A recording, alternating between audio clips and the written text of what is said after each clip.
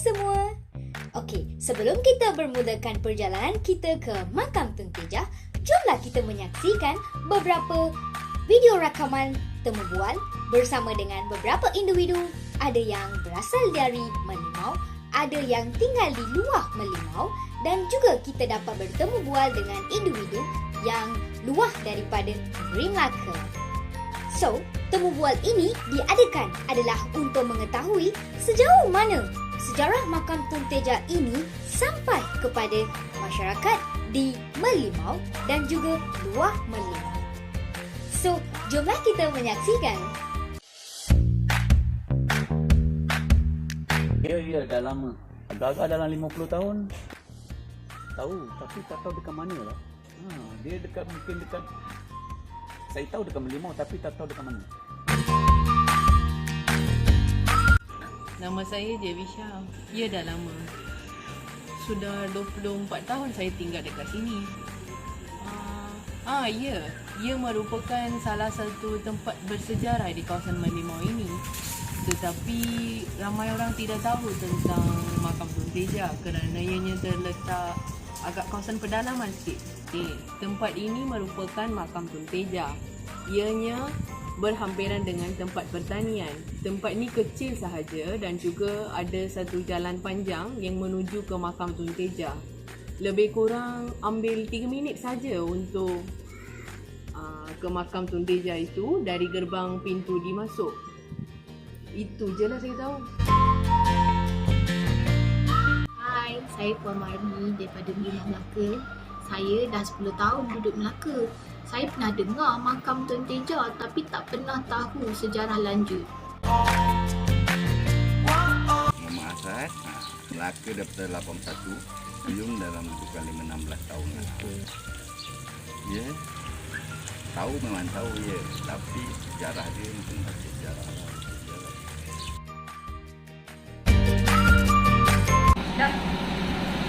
Dalam 21 tahun pernah? Tak tahu. Tak pernah. Hasil daripada temu bual dengan beberapa individu, kami dapat tahu bahawa sejarah Makam Tun Tejah ini tidak dapat diketahui oleh ramai masyarakat di Merlimau dan juga luar Merlimau. So, kami Dreamworld Ocean Sendirian Berhad ingin membawa anda semua ke Makam Tun Tejah. So, jomlah kita mulakan perjalanan ke Makam Tun Tejah.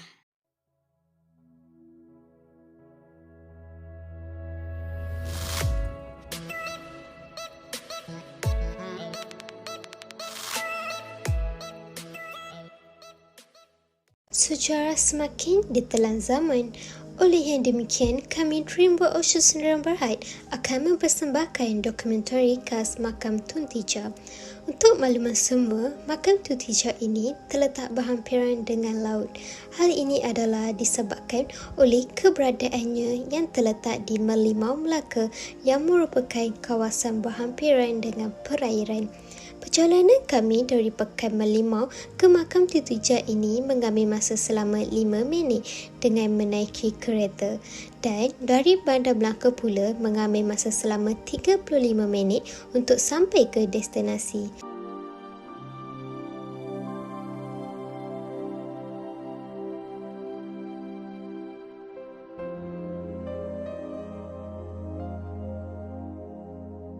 Setelah beberapa minit, kami memulakan perjalanan.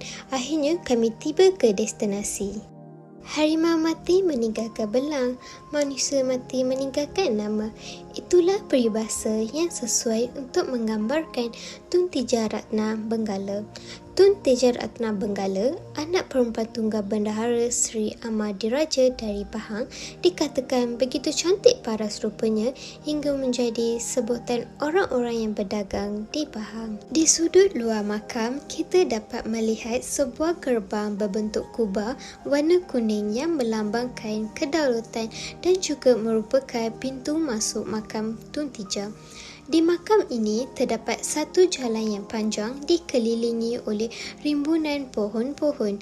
Jalan ini digunakan oleh pelawat untuk menuju ke makam Tun Tejah. Kerajaan Melaka telah membaik pulih keadaan makam Tun Tijah dengan meletakkan pagar pada sekeliling kawasan makam ini bagi menjaga khazanah sejarah yang ada. Seperti yang dilihat di sekelilingi jalan ini, terdapat juga sungai di makam Tun Tijah. Seperti yang diketahui umum, terdapat kisah berkaitan Tun Tijah Ratna Benggela yang mana sehingga kini diingati oleh segelintir rakyat Malaysia. Tun Tijah Ratna Benggela adalah anak bendahara Pahang pada akhir abad ke-15. Beliau dikatakan adalah seorang gadis yang bersopan santun, murni tingkah lakunya, berbudi bahasa dan sangat jelita wajahnya. Perwatakannya ini telah menarik hati yang di-Pertuan Negeri Pahang sehingga akhirnya dipinang oleh yang di-Pertuan Pahang. Kisah Tun Tijah ini telah disebut dalam dua hikayat Melayu lama, iaitu Hikayat Hang Tuah dan Hikayat Han Nadim. Mengikut sejarah Melayu, Tun Tijah telah dibawa oleh Hang Nadim ke Melaka, manakala dalam Hikayat Hang Tuah telah membawa Tun Tijah ke Melaka. Tidak diketahui kisah manakah yang benar. Tun Tijah akhirnya tetap juga berjaya dibawa ke bumi Melaka.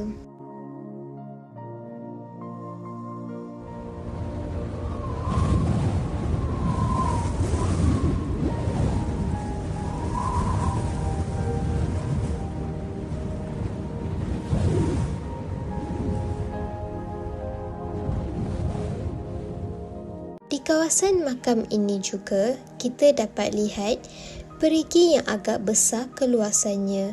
Perigi ini dinamakan sebagai Perigi Tun Tijah.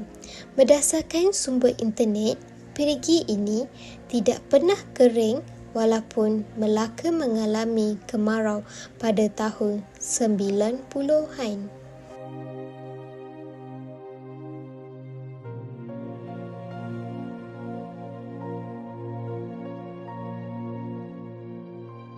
Semasa di Melaka, Tun Tijah telah berkahwin dengan Sultan Mahmud Melaka dan tinggal bersama-sama di Istana Melaka.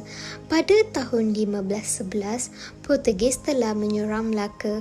Oleh kerana telah diserang, Tun Tijah telah berpindah ke Istana Kayu Aram. Pada waktu itu, Tun Tijah sangat gering. Oleh yang demikian, Sultan Mahmud telah memerintah orang-orangnya menyediakan tanduk kepada Tun Tijah untuk pergi ke Bentayan. Mengikut sumber sejarah, setelah beberapa hari berjalan menuju ke Muar pada satu tempat yang tidak jauh dari tepi pantai, lalu dengan perintah Sultan Mahmud, angkatan itu pun berhenti di situ. Baginda menyuruh membuat tempat perhentian. Kata Baginda kepada Sang Surah dan Seri Nara Diraja, berjaga-jagalah kita di sini sehari dua. Beta rasa dinda beta Tun Tijah arus telah sampai saatnya. Kawasan yang dimaksudkan adalah Pengkalan Sama, merlimau tempat di mana Tun Tijah dikebumikan. Tun Tijah direhatkan di atas sebuah amparan khas. Sebuah sejarah melaporkan setelah Tun Tijah dipindahkan di atas hamparan dengan dikelilingi oleh isteri-isteri baginda yang lain, Sultan Mahmud duduk hampir dengan Tun Tijah. Tiba-tiba, Tun Tijah yang telah beberapa hari yang tidak berkata-kata memandang baginda dan dengan suaranya perlahan-lahan cuba hendak menyampaikan permintaan kepada baginda, tetapi dia sia-sia kerana suaranya tidak kedengaran lagi.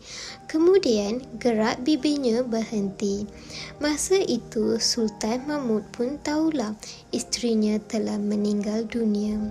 Sultan Mahmud mengharap isteri kesayangannya sambil menangis teresak-esak.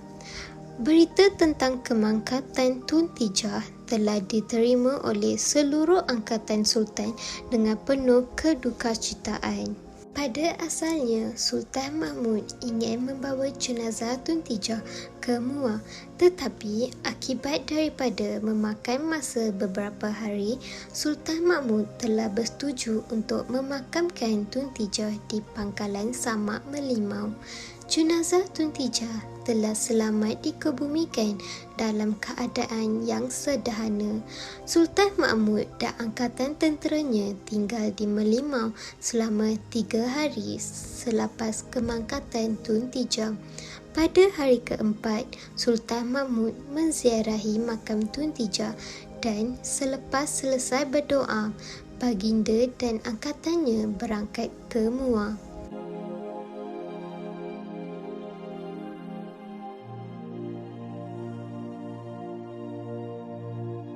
Ini merupakan gambaran kepada para penonton tentang rupa bentuk makam Tun Tijah yang telah menjadi tarikan terkenal di Melaka. Seperti yang diketahui umum, cerita berkaitan Tun Tijah ini merupakan salah satu kisah yang menarik dan terkenal bagi rakyat Malaysia. Namun, masih ada segelintir masyarakat yang masih tidak mengetahui kewujudan makam Tun Tijah ini di negeri Melaka.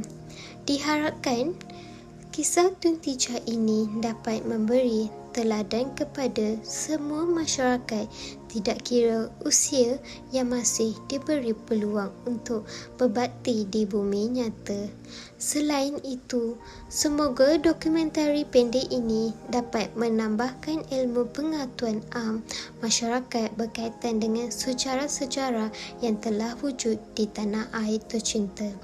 Sekian daripada kami. Sekian, terima kasih.